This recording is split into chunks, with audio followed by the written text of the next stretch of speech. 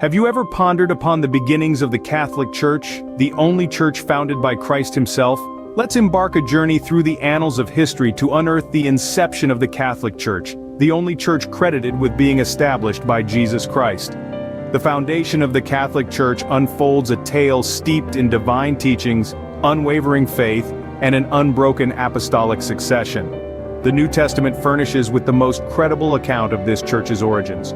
During the 1st century AD, in a region today known as Israel, Jesus Christ, the Son of God, laid the cornerstone for this church. He nominated Peter, one of his most loyal apostles, as the cornerstone upon which his church would thrive, heralding an unbroken succession of popes to the present day. But why is this important, you might question? In the Catholic doctrine, this divine appointment of Peter denotes the direct bond between Christ and the church. It represents the divine authority and direction that the church has received from its inception, making it more than merely a human institution. It is the body of Christ on earth in the true sense. The church's establishment by Christ himself is an integral part of what makes it Catholic. Interestingly, the term Catholic was first used by Ignatius of Antioch in the early 2nd century to describe the church. The word Catholic originates from the Greek word katholikos, which translates to universal. This universality is deeply woven into the church's fabric. Christ founded the church for all of humanity, making it a universal haven for anyone seeking God's compassion and mercy.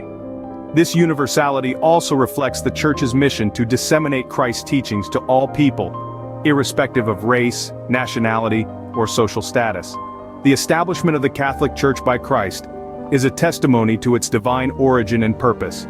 This foundation, fortified by Christ's life, death, and resurrection, has empowered the church to withstand the test of time and continue to stand as a beacon of faith, hope, and love for billions worldwide. Hence, the Catholic Church, the only church founded by Christ, boasts a history spanning over 2,000 years to the life, death, and resurrection of Jesus himself. But how did this early church, founded on the teachings of Christ, grow and spread throughout the world? This question invites us to journey back to the first few centuries of Christianity, a period marked by growth, expansion, and the establishment of key doctrines. Following the ascension of Christ, the apostles and their disciples set out on a mission to spread the good news. This mission took them far and wide, reaching the diverse communities within the Roman Empire. From the bustling city of Rome to the farthest corners of the empire, Christianity began to take root, often growing in the face of adversity and persecution. Among these early pioneers were figures known as the Church Fathers. These were theologians, bishops, and scholars who played a crucial role in shaping the early church. They defended the faith against heresies, wrote extensively on Christian doctrine, and helped to deepen the understanding of the faith. Their writings and teachings have left an indelible mark on the church, with their influence echoing through the ages. As Christianity spread, so too did the need for a unified understanding of the faith. This led to the convening of the early church councils. These gatherings of bishops and theologians were instrumental in defining key doctrines of the faith. The Nicene Creed, a statement of faith still recited in churches today, was formulated in one such council in the 4th century. These councils were more than just meetings. They were a testament to the unity of the church, a unity that transcended geographical and cultural boundaries. They represented the church's commitment to preserving the truth of the gospel as handed down by the apostles. Despite numerous challenges, the church continued to grow and spread, carrying the message of Christ to all corners of the world.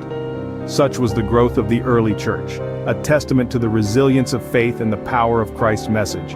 It was a journey marked by courage, determination, and an unwavering commitment to spreading the good news. And the journey, as we shall see, was far from over. As we move into the Middle Ages and the Renaissance, how did the Catholic Church navigate these changing times? Let's dive in. During the Middle Ages, the Catholic Church was a dominant force in society, influencing almost every aspect of life. It played a significant role in shaping politics, culture, and even the economy. Monastic communities such as the Benedictines and the Cistercians emerged as centers of learning, preserving knowledge and promoting education. Art, too, was significantly influenced by the church. Gothic architecture, characterized by pointed arches, ribbed vaults, and flying buttresses, was birthed in this period. These structures, like the Notre Dame Cathedral, were not only places of worship but also symbols of the church's power and influence.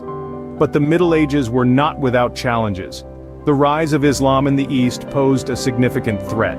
This led to the Crusades, a series of religious wars sanctioned by the Church, aiming to reclaim the Holy Land. As we transition into the Renaissance, a period of cultural, artistic, political, and economic rebirth, the Church's influence remained strong. Renaissance art in particular was deeply intertwined with Catholicism. Artists like Michelangelo and Raphael created iconic works that were deeply rooted in biblical narratives, reflecting the Church's continued influence on culture. However, this period also saw the advent of the Reformation, a major schism within the Church led by figures like Martin Luther and John Calvin. They challenged the Church's teachings, leading to the birth of Protestantism. The Church responded with the Counter-Reformation, reaffirming its doctrines and introducing reforms. The rise of science, too, posed new challenges. Figures like Galileo Galilei championed a heliocentric view of the universe, which contradicted the Church's geocentric view. Despite initial opposition, the Church eventually reconciled with these scientific discoveries, demonstrating its ability to adapt and evolve. Through these periods of change and challenge, the Catholic Church maintained its influence and continued to shape the course of history.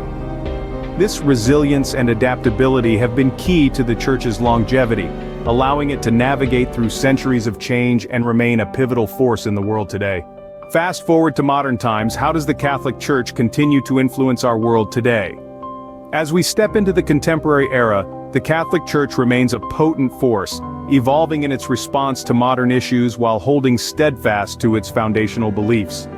The Second Vatican Council, convened in the 1960s, marked a pivotal moment for the Church. It signified a renewed commitment to engaging with the modern world, addressing questions of social justice, peace, and religious freedom. The leadership of recent popes has also played a significant role in shaping the Church's modern identity. Pope John Paul II, for instance, was a charismatic figure who leveraged his influence to promote peace, ecumenism, and the dignity of human life. Following him, Pope Benedict XVI emphasized the importance of faith and reason, while Pope Francis, the current pope, has become known for his humility and his emphasis on mercy, social justice, and care for the environment. In the face of contemporary challenges, the Church continues to be a global force. Its reach extends to every corner of the planet, providing spiritual guidance to over 1 billion Catholics worldwide. This global presence is not just about numbers, but about the Church's commitment to its mission. From supporting education and healthcare initiatives to advocating for the poor and marginalized, the Church is actively involved in numerous humanitarian efforts. Moreover, the Church today continues its apostolic mission, proclaiming the gospel and administering the sacraments. It remains committed to the teachings of Christ, striving to be a beacon of hope and love in a world often marked by despair and division.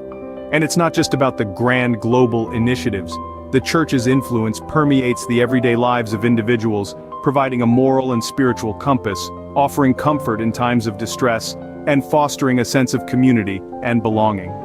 Despite the rapid changes of the modern world, the Catholic Church remains a significant influence with a mission that continues to be grounded in the teachings of Christ. Now, let's delve deeper into understanding the unique characteristics of the Catholic Church, its oneness, holiness, catholicity, and apostolicity. First up, its oneness. The Catholic Church is a single unified body of believers under the leadership of the Pope, the Bishop of Rome. Its unity is not only organizational but also doctrinal and sacramental. Despite the rich diversity of cultures and traditions within the Church, all Catholics share the same faith and participate in the same 7 sacraments. Next, we have holiness. The Church is holy because it was founded by Jesus Christ, who is all holy, and because it is guided by the Holy Spirit. The Church's mission is to sanctify its members, helping them to become more like Christ through the sacraments, prayer, and the pursuit of virtue. While its members may sin and fall short of holiness, the Church itself remains holy because of its divine origin and mission.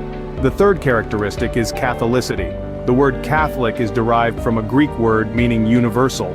The Church is Catholic because it is intended for all people, in all times and places. It proclaims the fullness of faith and salvation to everyone, regardless of their race, nationality, or social status. Lastly, we have apostolicity. The Church is apostolic because it traces its origins back to the apostles, the first followers of Christ, who were commissioned by him to spread his teachings. This continuity is maintained through the unbroken line of bishops, known as apostolic succession, which extends from the apostles to the bishops of today. The teachings and traditions of the Church have been faithfully preserved and handed down through the generations. These four characteristics define the essence of the Catholic Church, distinguishing it as the Church founded by Christ himself. So, what have we learned about the Catholic Church? We've traced its roots back to its foundation by Christ himself, witnessed its growth and influence throughout history, from the early days to the Middle Ages and Renaissance, and into the present day. We've also delved into its four defining characteristics: its oneness, holiness, catholicity, and apostolicity. The Catholic Church, founded by Christ and marked by its oneness, holiness, catholicity, and apostolicity, has a rich history and a profound influence that continues to this day.